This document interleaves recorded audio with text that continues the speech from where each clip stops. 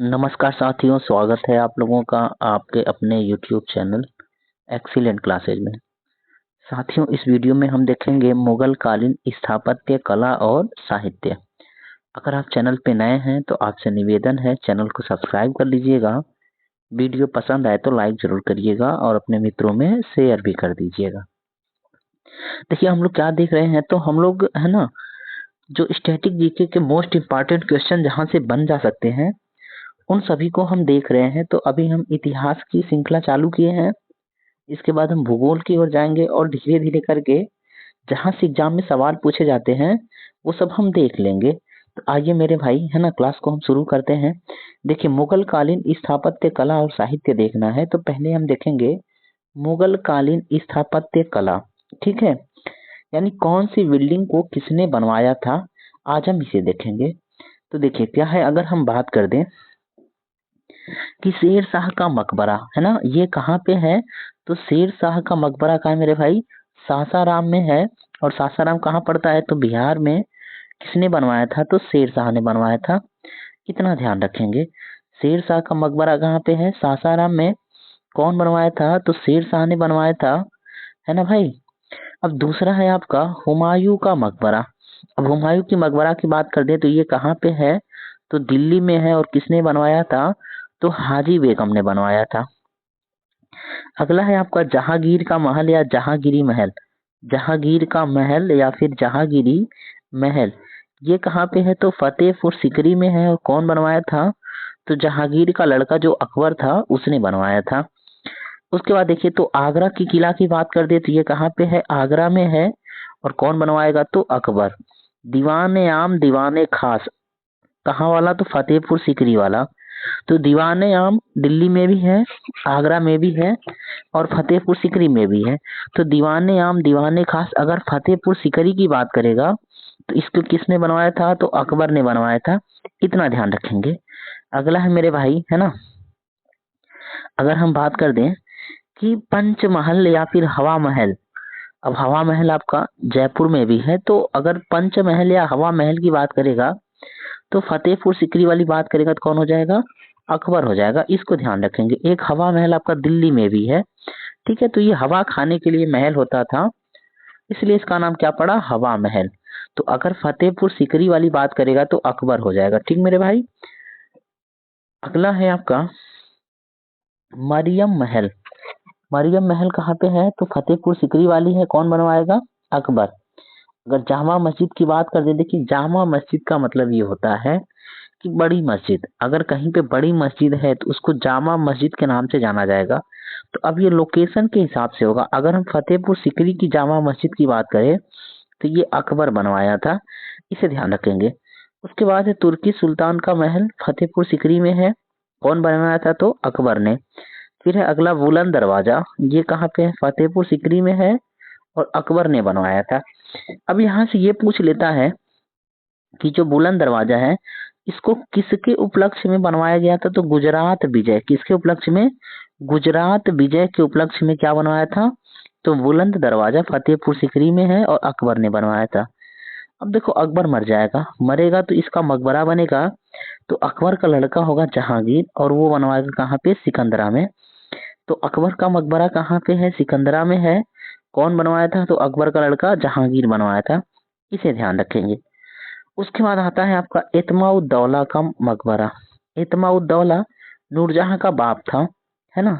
तो इत्माउद्दौला का मकबरा कहाँ पे है, आगरा में है। किसने बनवाया था, नूरजहां ने बनवाया था। इसे ध्यान रखेंगे। अब देखो भैया, ये नूरजहां जो है ये जहांगीर का भी मकबरा बनवाएगी। ये कहाँ पे होगा, तो शाहदरा। और ये कहाँ पे है, तो आपके, है ना, लाहौर में है। और कौन बनवाएगा, तो नूरजहां बनवाएगी। इसे ध्यान रखेंगे। उसके बाद है दीवाने आम दीवाने खास, आगरा वाला। देखो वो फतेहपुर सिकरी वाला था, अकबर बनवाया था। और ये दीवाने आम दीवाने खास आगरा वाला है, कौन बनवाएगा, तो शाहजहां बनवाएगा। इसे ध्यान रखेंगे। फिर बात कर ले शीश महल और खास महल, है ना।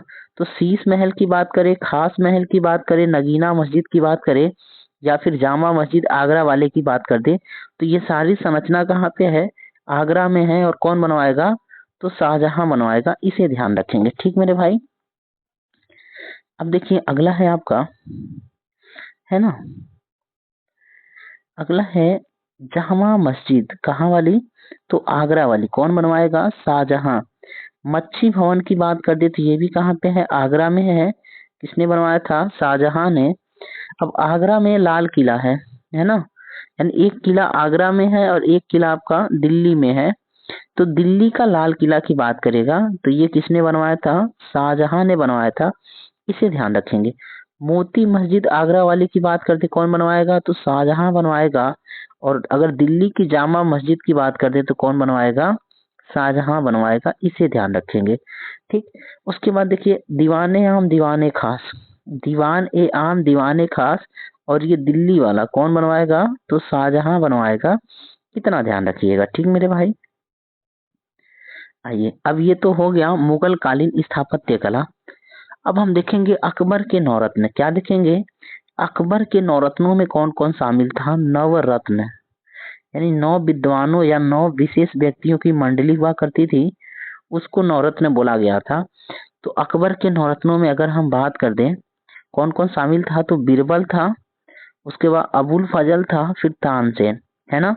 तो बीरबल, अबुल फजल, तानसेन, हकीम हुकाम था, राजा टोडरमल और फैजी। हकीम हुकाम, राजा टोडरमल और फैजी हो जाएंगे।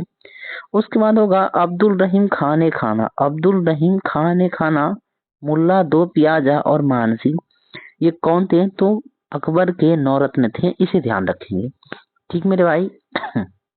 आइए एक बार वापस देख लें अकबर के नौरत्नों को।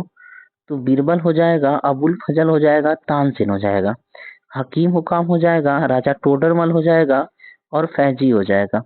अब्दुल रहीम खान ने खाना हो जाएगा, मुल्ला दो प्याजा हो जाएगा और मान सिंह हो जाएगा। ये कौन लोग होंगे? तो अकबर के नवरत्न में शामिल लोग होंगे, इनको ध्यान रखिएगा। अब आइए आगे देखते हैं, है ना। अब अगला है आपका मुगल कालीन साहित्य, यानी मुगल काल में जो साहित्य लिखे गए, जो अनुवाद हुए थे ग्रंथों के, हम उनके बारे में देख लेंगे कि भाई मुगल कालीन में कौन कौन से ग्रंथ, जो भारतीय ग्रंथ थे, उनका फारसी अनुवाद किसने किया था और कौन से ग्रंथ लिखे गए थे, है ना। तो इन दोनों को देखना है। तो आइए अगर हम बात कर दें कि रामायण, रामायण का फारसी में अनुवाद किसने किया था, तो ये हो जाएगा अब्दुल कादिर बदायूनी। अब्दुल कादिर बदायूनी हो जाएगा, इसको ध्यान रखेंगे। फिर अगर हम बात करते हैं श्रीमद् भगवत गीता, इसका फारसी में अनुवाद कौन करेगा? तो ये राजा टोडरमल करवाएंगे, इसे ध्यान रखेंगे। ठीक है। तो बात करें कि रामायण, रामायण का फारसी में अनुवाद कौन करवाएगा? तो अब्दुल कादिर बदायूनी। और भगवत गीता का फारसी में अनुवाद कौन करवाएगा? तो राजा टोडरमल हो जाएगा। उसके बाद है आपका योग वशिष्ठ, है ना, योग वशिष्ठ। इस ग्रंथ का फारसी में अनुवाद कौन कराएगा? तो दारा सिकोह करवाएगा, इसको ध्यान रखेंगे, दारा सिकोह करवाएगा। ठीक मेरे भाई। अगला है अथर्ववेद। अथर्ववेद का फारसी में अनुवाद कौन कराएगा? तो सर हिंदी करवाएगा, इसे ध्यान रखेंगे। अथर्ववेद का फारसी में अनुवाद सर हिंदी करवाएगा। अगला है आपका पंचतंत्र, विष्णु शर्मा वाली है, और इसको फारसी में अनुवाद कौन करवाएगा? तो मौलाना शाह मुहम्मद शाहबादी, मौलाना शाह मुहम्मद शाहबादी करवाएगा। ठीक मेरे भाई। उसके बाद है आपका लीलावती। अगर हम बात करें लीलावती का फारसी में अनुवाद कौन कराएगा? तो फैजी हो जाएगा। कालिया दमन की बात कर दें तो ये कौन हो जाएगा? अबुल फजल फारसी में लिखेगा या अनुवाद करेगा, इसे ध्यान रखेंगे। ठीक मेरे भाई। तो कालिया दमन अबुल फजल हो जाएगा, फारसी में अनुवाद करेगा। उसके बाद है आपका 52 उपनिषद, इसकी रचना फारसी में कौन करवाएगा, यानी है ना आपका अनुवाद? तो ये दारा सिकोह करवाएगा, इसे ध्यान रखेंगे। अगला है आपका अकबरनामा। अकबरनामा की रचना किसने किया था? तो अबुल फजल ने किया था। और किस भाषा में है? तो फारसी भाषा में है, इसको ध्यान रखेंगे। तो अकबरनामा हो गया, ये रचना किसने किया था? तो अबुल फजल ने किया था, फारसी में किया था, इसे ध्यान रखेंगे। उसके बाद है आपका बाबरनामा, ये भी किस भाषा में है? तो फारसी में है। और कौन करेगा? तो अब्दुल रहीम खान ए खाना, ये बाबरनामा की रचना करेगा, इसे ध्यान रखेंगे। उसके बाद है हुमायूं नामा, इसको बहुत पूछता है ना, किसने करवाया था? तो गुलबदन बेगम ने। हुमायूं नामा की रचना किसने की थी या किसने लिखा था? तो गुलबदन बेगम। और किस भाषा में होगा? तो फारसी भाषा में होगा, इसको ध्यान रखेंगे। उसके बाद है आपका तुजूक ए बाबरी। तुजूक ए बाबरी या फिर बाबरनामा, ये बाबर लिखवाएगा और ये किस भाषा में होगा? तो तुर्की भाषा में होगा, इसको ध्यान रखेंगे। ठीक मेरे भाई। अगला है आपका तुजूक ए जहांगीरी। इसकी रचना कौन कराएगा? तो जहांगीर करवाएगा। और किसके माध्यम से? तो मौत है ना, मद खां मोहम्मद हादी के द्वारा होगा। तुजूक ए जहांगीरी की रचना और कौन सी भाषा होगा? तो फारसी भाषा हो जाएगा। अगली रचना है हुमायूं नामा। ठीक मेरे भाई। तो हुमायूं नामा कौन हो जाएगा? गुलबदन बेगम हो जाएगी। और ये किस भाषा में करेगी? तो फारसी में करेगी, इसे ध्यान रखेंगे। हुमायूं नामा के बाद अगर हम बात कर लें, है ना, कि कहाँ गया भाई, वापस लग गया क्या? यही, हाँ चलिए ठीक है। तुजूक ए बाबरी, ये कौन हो जाएगा? तो बाबर हो जाएगा तुर्की भाषा में। तुजूक ए जहांगीरी की बात कर दें तो जहांगीर हो जाएगा आपका जहांगीर, और ये फारसी भाषा में हो जाएगा, इसको ध्यान रखेंगे। ठीक मेरे भाई। अब आइए अगर बात कर दें हम, है ना, मुंतखब उल तवारिख। मुंतखब उल तवारिख ये किस भाषा में है? तो फारसी में है। और इसका रचयिता कौन है? तो अब्दुल कादिर बदायूनी। अब्दुल कादिर बदायूनी हो जाएगा, इसे ध्यान रखेंगे। उसके बाद है आपका इकबाल नामा, है ना। इकबाल नामा ए जहांगीरी, इसकी रचना कौन करेगा? तो इकबाल नामा ए जहांगीरी, इसकी रचना फारसी में होगा और मोतबिंद खान के द्वारा होगा, इसको ध्यान रखेंगे। उसके बाद है मआसिरे जहांगीरी। मआसिरे जहांगीरी, ये फारसी भाषा में होगा और ख्वाजा कामगार करेगा इसकी रचना। अगला है आपका तबकाते अकबरी। ये किस भाषा में है? तो ये सारी की सारी फारसी भाषा में है। और कौन करेगा? तो निजामुद्दीन अहमद करेगा। शाहजहां नामा की रचना कर दे तो इनायत खान। ये पूछता है शाहजहां, है ना, नामा की रचना किसने किया था? तो इनायत खान हो जाएगा। आलमगीर नामा की बात करें तो ये कौन हो जाएगा?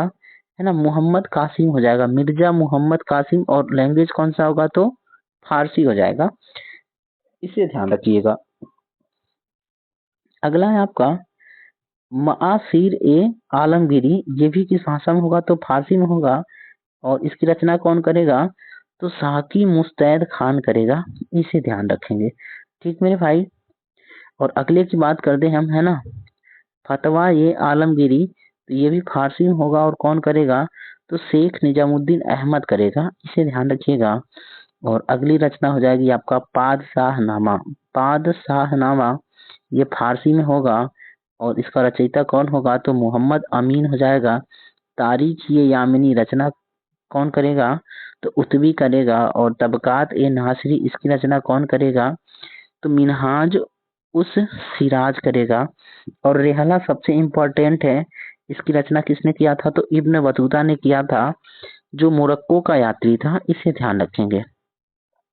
अगर मेरे भाई वीडियो आपको पसंद आए, है ना, तो चैनल को सब्सक्राइब कर लीजिएगा, वीडियो को लाइक कर दीजिएगा, और जो साइड में बेल आइकन है उसे आप जरूर दबा दीजिएगा, ताकि आपको हमारी नई वीडियो का नोटिफिकेशन, है ना, समय पर मिलता रहे।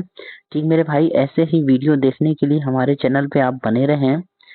अगर आप चाहते हैं तैयारी अच्छी हो जाए और आपका 10-5 मिनट ही पढ़ के जीके का पोर्शन पूरा तैयार हो जाए, तो आप हमारे चैनल को सब्सक्राइब करना ना भूलें। ठीक मेरे भाई, इसी के साथ आइए एक बार वापस हम रिवाइज कर लेते हैं शॉर्ट में।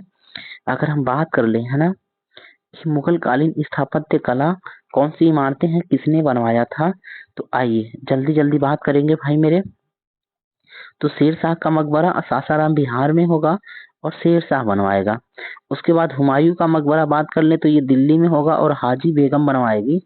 उसके बाद अगर हम बात करें 60 में कि अकबर ने कौन कौन सी बिल्डिंगें बनवाई थी, तो आइए एक साथ देख लेते हैं। जहांगीरी महल हो गया, आगरा का किला हो गया, दीवाने आम दीवाने खास फतेहपुर सीकरी वाला, पंचमहल या हवा महल, मरियम महल, जामा मस्जिद, तुर्की सुल्तान का महल और बुलंद दरवाजा, ये सब किसने निर्माण करवाया था? तो अकबर ने करवाया था। ठीक। उसके बाद है आपका है ना। जहांगीर के बारे में देख लेते हैं। तो जहांगीर ने अकबर का मकबरा बनवाया था, और कहाँ पे, तो सिकंदरा में जहांगीर ने। और हम बात कर दें एतमाउद्दौला का मकबरा किसने बनवाया था, तो नूरजहां कहाँ पे है, आगरा में। जहांगीर का मकबरा कौन बनवाएगा, तो नूरजहां बनवाएगी, और ये भी कहाँ पे है, तो शाहदरा लाहौर में है, इसे ध्यान रखेंगे। अब देख लेते हैं भाई शाहजहां के द्वारा कौन कौन सी बिल्डिंगें बनवाई गई थी, तो आइए उन्हें हम देख लेते हैं। तो देखिएगा, दीवाने आम दीवाने खास कौन सा, तो आगरा वाला, ठीक है। शीश महल, खास महल, नगीना मस्जिद, जामा मस्जिद कहाँ से, आगरा वाली। मच्छी भवन और आपका मोती मस्जिद, ये सब कौन बनवाएगा, तो शाहजहां बनवाएगा, और सारे स्ट्रक्चर कहाँ पे होंगे, तो आगरा में होंगे, इसे ध्यान रखेंगे। उसके बाद दिल्ली का लाल किला और दिल्ली का जामा मस्जिद, ये भी कौन बनवाएगा, तो शाहजहां बनवाएगा, इसे ध्यान रखिएगा, ठीक मेरे भाई। चलिए, तो इसी के साथ है ना, वीडियो देखने के लिए आपका बहुत बहुत धन्यवाद। अगर आप चैनल को अभी तक सब्सक्राइब नहीं किए हैं तो आप सब्सक्राइब जरूर कर लीजिएगा। आपका दिन शुभ हो। नमस्कार, जय श्री राम।